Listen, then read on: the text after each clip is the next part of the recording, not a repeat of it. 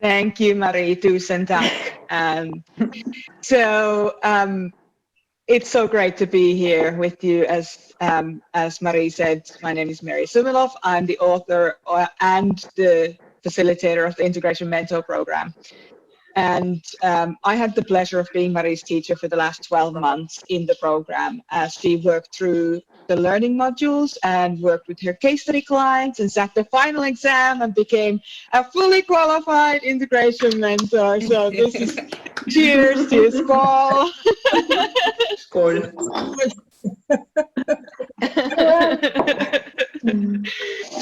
So just to say, yes, I'm drinking sparkling wine. It is already past 6 p.m. here in Australia.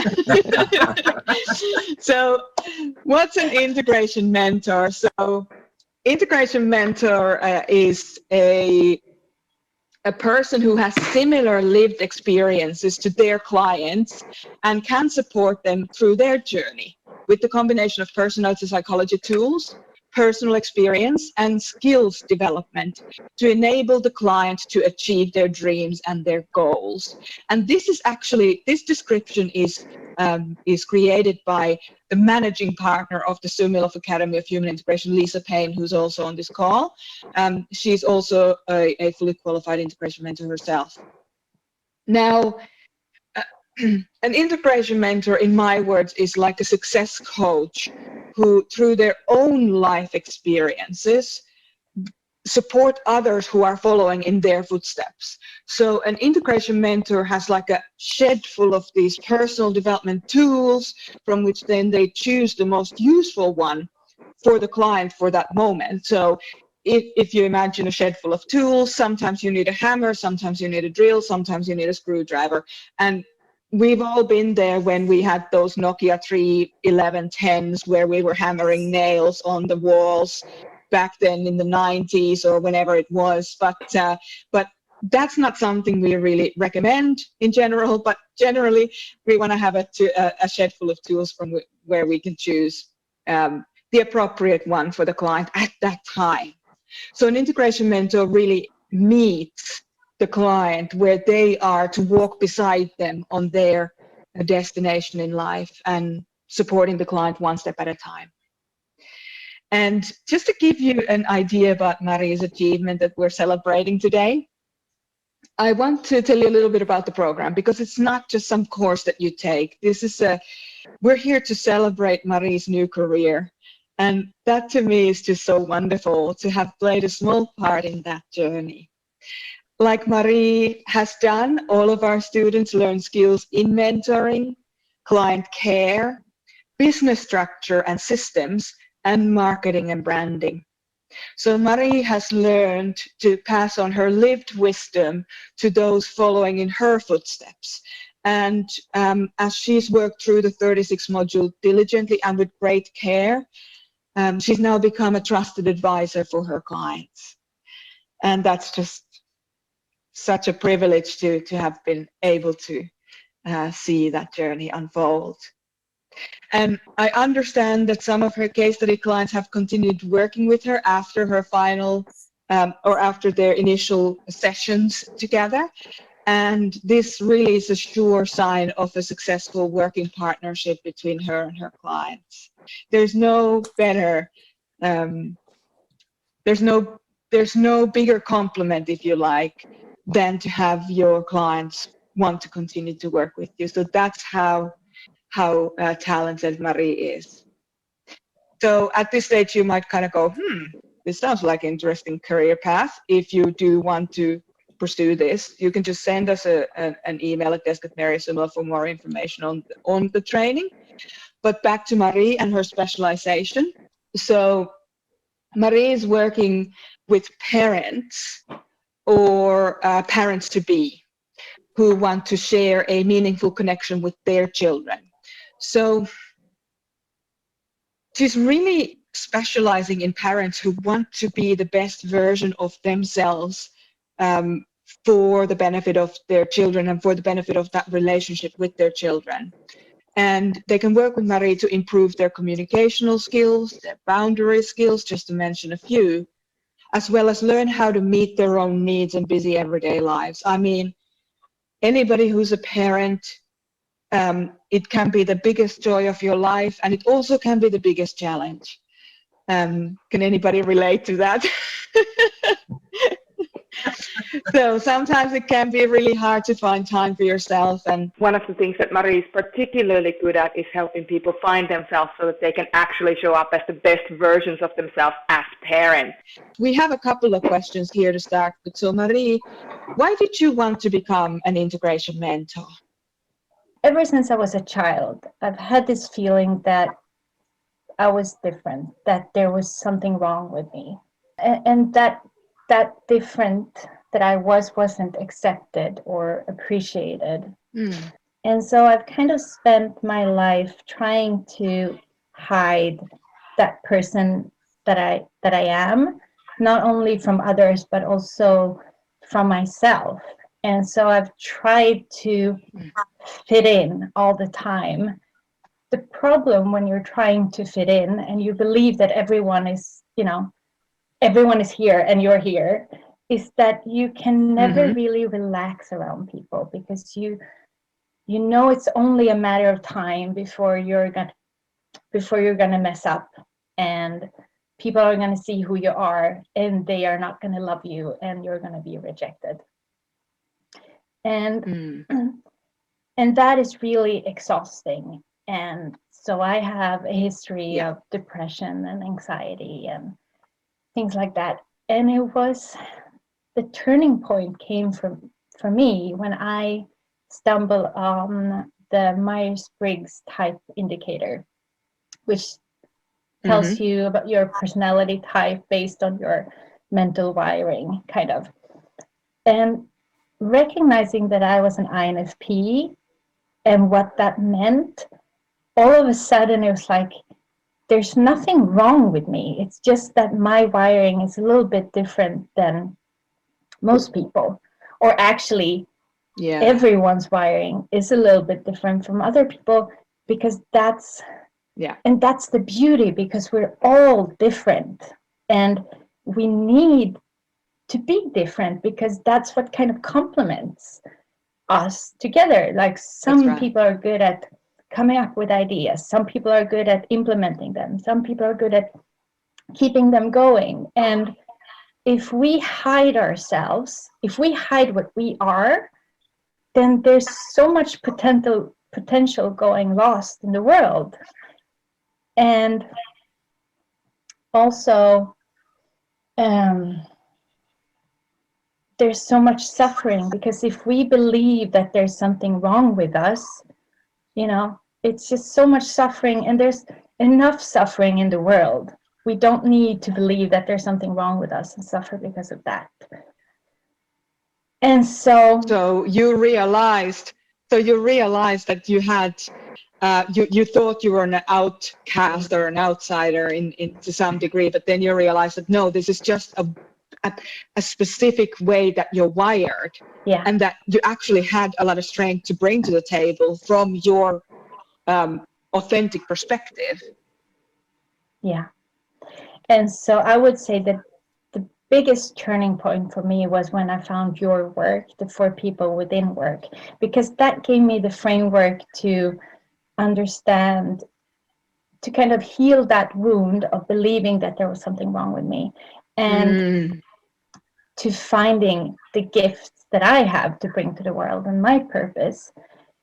And so it was through doing your work and also working with one of Merja's mentors that really just changed my life. And having had that experience, so now I'm getting to the question why I wanted to become a mentor.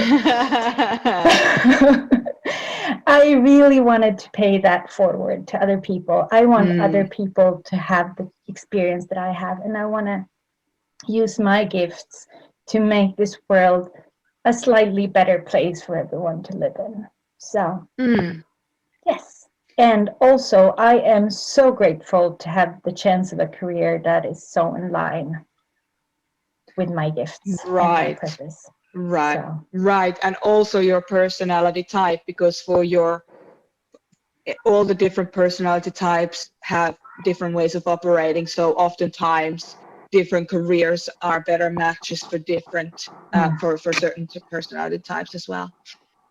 Thank you for that. That's amazing. What a great reason to pursue a career like that.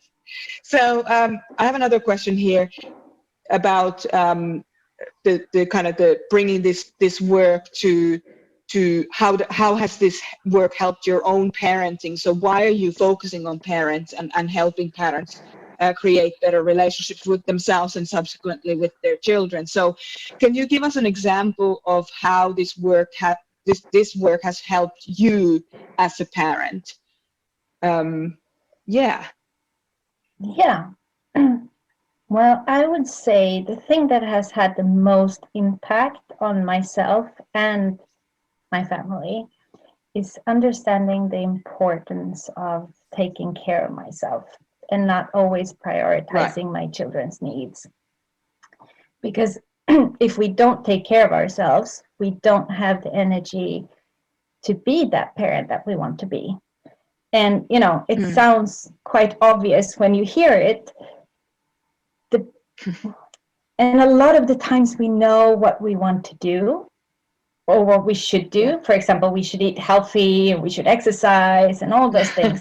But we're still not doing it. And usually it's because there's something inside of us that is holding us back. And for me, that was that I believed that it was selfish to prioritize myself.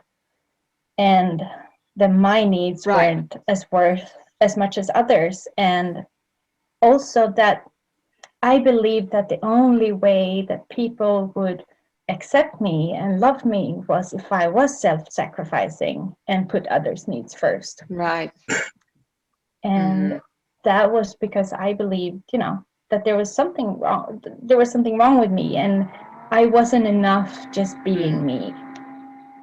And it's quite funny because it's so much easier to see in others. For example, my children, you know, I might a lot of the time be frustrated or angry with them or really dislike what they're doing, but I always love them.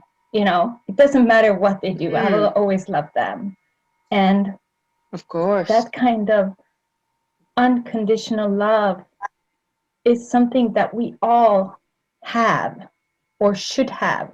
We don't have to be someone else. And it was kind of through doing this for people within work and working with a mentor that I got the tools to recognize that these were the things that were holding me back from taking care of myself. And I was able to understand where it was coming from. I was able to start questioning it and to see that it really, putting my mask on first is really what benefits my children the most, more than me burning myself out. So yeah. So can you give us like a concrete example of how you prioritizing yourself has influenced your children's life for the better? So what are, like, because for some people, you know, it's something as simple as I don't fly off the handle anymore so quickly, or, you know, like, because whilst it's the most amazing career that you can ever have is to have children, but at the same time it's also one of the biggest personal development journeys. Yeah, definitely. Can you give us like a day-to-day example of something that might have happened in your own experience? Yeah, I mean, a lot of the times the parent that I want to be is the parent, you know, who's patient and for example, if my kids, they would come to me, they're like, we want to bake, or not really bake, they just want to put ingredients into a bowl and make a big mess out of it. And I would kind of feel myself like, no, I just want to relax. I don't want to clean. I want to spend some quality time with them. I don't want to be, you know, like thinking about the cleaning up and doing all those things. Yeah. But in that moment, I always feel like my needs, because their need of exploring and being a child and doing the fun things, you know, that I remember doing from my childhood, that kind of weighs more than my needs. So I would just, you know, ignore my need, and I would be like, oh yeah, of course, let's bake. And it would be one thing after another where I would kind of just ignore myself. And that would lead to, you know, it could be anything, like my son whining about not getting his sock on, or spilling a glass of water or whatever. And I would turn into this monster because it was just that last straw, you know. And it's not really, I realized that I wasn't creating a safe environment for my children, because they didn't know when I would, you know, like have had enough. Right. They didn't know where the cutoff point was. Yeah, because they could spill a glass of water like 10 times and I wouldn't care. And then all of a sudden, you know, I would fly off the handle. And so really this thing about listening to myself and seeing, okay, so I have a need for peace and quiet, and they have a need for exploration, then maybe, you know, maybe they can go outside and play with water, and I can stay inside and have a glass or a glass of wine. I was going to say a cup of coffee. I think all the mothers on this call are like nodding. All the okay. So cup of coffee. Cup of coffee, yes, a cup of coffee. And so it's really that thing about me being okay with saying no and finding creative solutions, because I understand now that that's better for my kids.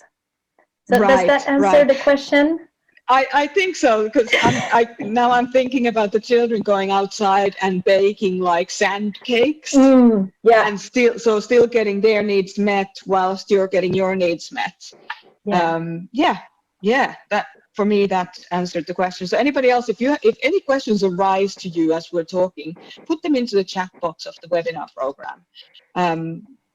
I'd love to ask Mari some of your questions as well. And then there was another example, or another question here. Can you give an example of one of your clients' experiences in transforming their parenting? Because you've been working with your case study clients, and then you've been working with some paid clients now as well. So has there been an example there from your clients that has kind of shown the value of this work, or they've recognized the value of this work for them as a parent? Yes. And before I go into that, I just want to shortly mention that, as you might have realized me talking about my own experience, that my approach is a little bit different than, you know, other parenting coaches or the books that you read out there on parenting, where you learn how to parent children. My approach is more of an inside out parenting, where you kind of take care of your own inner tender parts that you have, and learn to parent those, so that you're then able to show up as the parent that you want to be. And that is maybe a bit theoretical, but hopefully with this example it will become a bit clearer.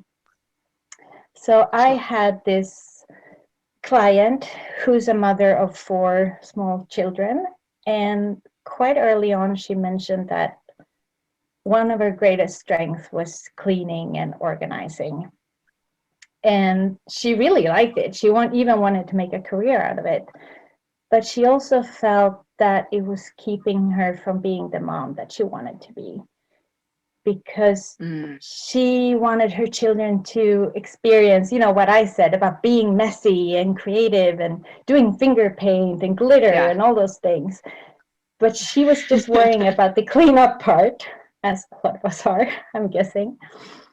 And also it would be her husband who would take her children to the park and do fun outings and things like that while she was at home cleaning. And she expressed this deep sadness of missing out and of not both that her children were missing out on something important and that she herself was missing out of having that quality time with her kids. And so she knew what she wanted, and yet she wasn't able to do it. And so we started digging a bit deeper. And she told me about her stepdad, who, you know, she always felt that she needed to earn his love. And she would do that by keeping the house clean and organized. And he was also quite abusive and had these anger issues. And so it's also a way for her to feel safe to try to control the situation, because if the house is perfect, then maybe he wouldn't lose it. And, you know, and even though she now was in a totally different place, she was grown up, she wasn't living with him, she had her own family, her own house, she still had that feeling inside of her that she wasn't good enough if her house wasn't clean. She wasn't safe if it wasn't perfect. That makes sense. Yeah.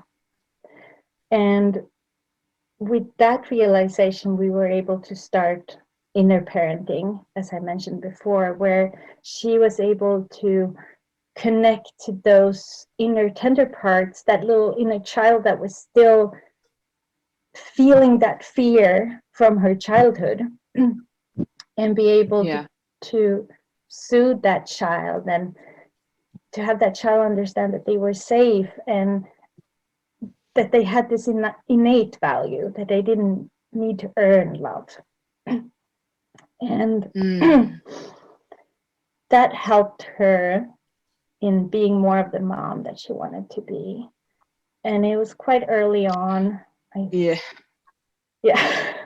I think it was her second. Sorry, I was just going to say, that's such a powerful story. I mean, oh my goodness. Yeah. Wow. Sorry, I cut you off. Please continue. No. And so she, after we had worked on this, she came to the session and telling me about one of her wins that she had had that week. And so the kids were out playing. It started to rain, and she could feel this inner child being like, okay, so they have to come in because they're going to catch a cold. And just imagine all the mud that they will drag in if they're out there playing in the rain. Now I have to clean, and then the house is, you know.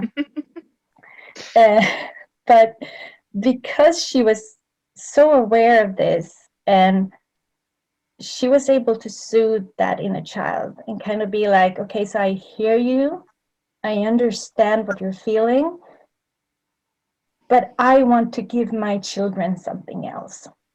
And so instead of calling her children in, she actually went outside them. And I asked her if it was okay if I shared this, and it was. And she also wrote about her, she wanted to write a bit about her success story. So I'm going to read here what she wrote.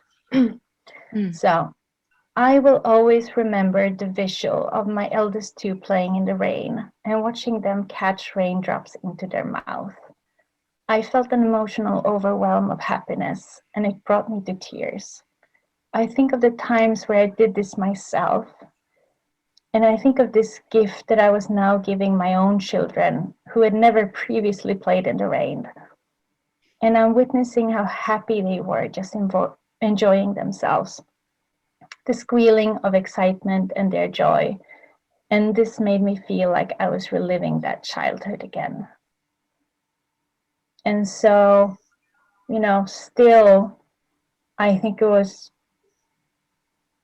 almost a year ago or 6 to 8 months ago that we did this. And she still has this memory so close to her heart. And it's just so beautiful to see, you know. Yeah, so, that is very powerful. Oh my goodness. Oh, I need some tissue. Thank I'm you so surprised. much for sharing Yeah. that particular story. Yeah.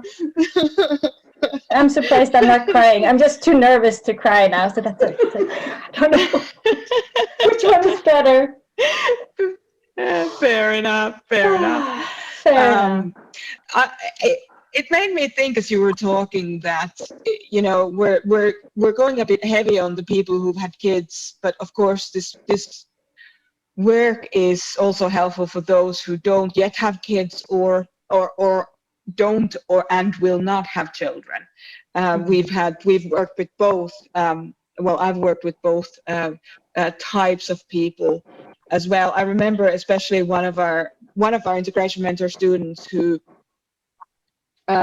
since got her own qualifications. She actually did this work before she had kids, and I remember her saying that, after she had kids, I spoke with her, and I remember her saying, I don't know what I would have done had I not done this work before I had kids, because I felt so much more prepared. I mean, you can never be completely prepared to when into the arrival of your bundles of joy, but yeah, she just said, I can't believe that how much more prepared I felt.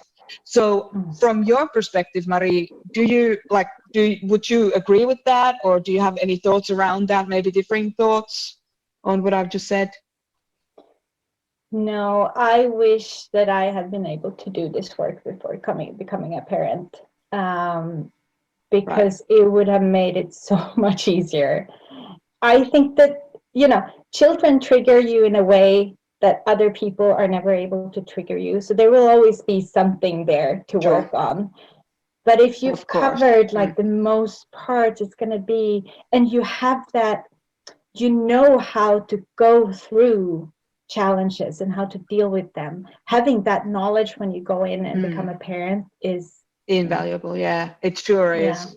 Such an amazing thing doing this work, because you become grateful for everything that has challenged you in your life, because as a mentor then you can use it to help other people through it. So yeah, exactly. Yeah, I have time for one more question, so I'm just going to grab this one.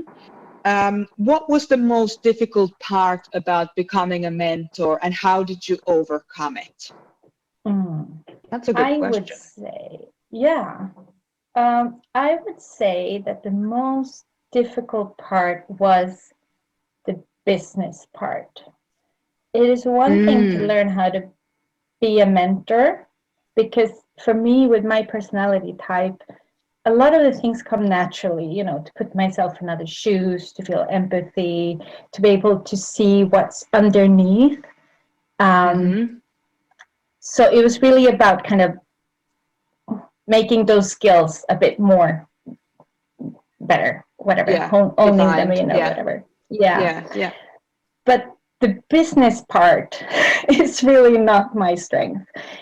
So now, having started my own business and running it, I am so grateful that, part of the program is to teach you how to have your own business. So now that I'm signing on clients, I already have, throughout the program, we would, start a bank account, set up a payment link, start doing marketing, start with our website, and all of those things. So now that I'm out in the real world, I am so grateful for that part of the program. Yeah, because it's not just how to become a better mentor and really listen to people, which of course is very important, but my philosophy in life is, if you don't, there's no point studying something that you can't successfully apply after you've studied it. So therefore, for me, it was really important, especially as a business person, it's really important for me to put that part in there. Well, thank you for sharing that. How do you feel you overcame that particular challenge from your own perspective? From my own perspective, I think it was just, there was these particular things that we were supposed to do in the program. So for example, we were supposed to go to a BNI, so business network event, and it was just overwhelming. It was just something that I didn't want to do, and I wouldn't have done it if I hadn't been challenged as part of the course. So it was really Right. that we were challenged, every week, and we were pushed to, pushed to the outside of our comfort zone, but never really outside of it. So we were able to do it and then come back and see that, oh, I'm actually able to do this. I can do this, and to gain Right. that confidence throughout the program. Does that Yeah. answer the question? Absolutely. I mean, Yeah. what I'm understanding is that you were stretched but never like pushed over the edge with the Yeah. action steps that took you to that place where you realize that you can actually do those things. Yeah, and that helps me today All too. right. When I run into something, this thing with starting your own business in Sweden, and you have to put all these things in, and that's the VAT and the taxes, and I know that I'll be able to do it because I've been able to do other things. So even if it feels like I won't ever be able to get it and overcome it, I know that I will, because I've done things similar to it in the past. So Yeah. Yeah, exactly. Yeah. That's amazing. And of course, we have a global network of people. There's always somebody that can help.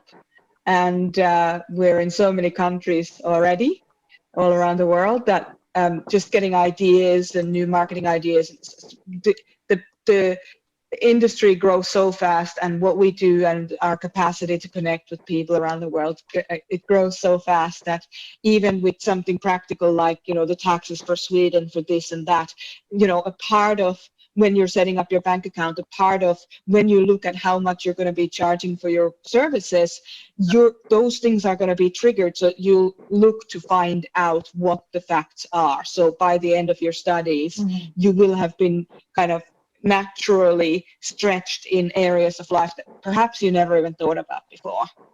So I'm glad to hear that. Yeah. Excellent. So thank you for those answers. That was really helpful for me to hear as well. I hope that it was interesting to everybody else who's participating. So Marie, you can also, as I mentioned before, you can also help people who are thinking about starting a family. So much of your work is based on the concept of the inner parenting, which of course shows us how to show up as the best versions of ourselves, for our family, for our future family. And these skills can be easily translated into parenting your own kids. And that's why so many of our students express deep gratitude for doing this work before having kids. But since we're here to celebrate you, Marie, I want to mention something as well. You've made an opening offer for the start of your business, which is really exciting, and what you're working on is to empower people all around the world. And I think we have several different countries here. So I can see we have Sweden. I can confidently say we have Australia. We also have London calling, so UK. We have, what else do we have? And we have New Zealand. Yeah. Zimbabwe. Sorry? Zimbabwe. Zimbabwe. Aira. Yay! She's not in Zimbabwe. Hi. So as you can see, we're all over the world. This is so exciting. So I'd like to ask your help to help Marie launch her business. And she is offering a 50% discount on her user rates for the first 20 clients. But I believe, Marie, you're already working with some clients. So Yep. How many spots do we actually have left for this 50% discount? So I've already signed 3, so there's 17 left. I get the 50%. Okay, 17 clients left. That's awesome. This 50% discount that you've so generously extended for the next 17 people, they will find out about your rates and everything as they sign up for a suitability call with you, which actually has no cost to it. So it's a no-cost suitability call. So I'd like to ask you if you feel like supporting Marie's venture. So exciting, to keep an eye out for parents who want to show up as the best versions of themselves, or people who are becoming parents or are thinking about becoming parents. So which friend or a family member or a colleague is currently struggling with their relationship with their children, or are in the process of starting a family and they'd like to make some emotional preparations for parenthood? So the way you can talk about Marie's work is ask them if they'd like to sit down with Marie for a 60-minute no-cost suitability call to determine if Marie in fact can help them. You and your contacts can reach Marie at mentoring@mariejulin.com. And I want to be really clear. I don't push people into buying my services. No. And it's really important for me that the people that I work with are really people that I believe that I can help. So you don't have to be afraid to have your friends reach out to me, because I'm not going to try to sell them something. If I really do believe I'm going to help them, I'll let them know, and then it's up to them if they want to work with me or not. So Exactly yes. right. We don't do hype sales, which is probably something you've already realized from our conduct, and we're all about value. So unless Marie can help the person, she's not going to tell them. In fact, Marie, you have a big network of other mentors and coaches that you know, that if you think that somebody else is a better fit, that you will automatically forward them on to other people. So no hard sales here. Yes. Okay. Thank you so much, Marie. Thank you. Congratulations. And Thank you. we'll hope to see you all soon. Everybody stay safe. Have a wonderful Sunday if your day is only beginning. Thank you so much. I really appreciate you having shared this time with us today. Good night, everyone. Good night. Bye. Thank you, Bob. Bye. Take care. Bye. Bye.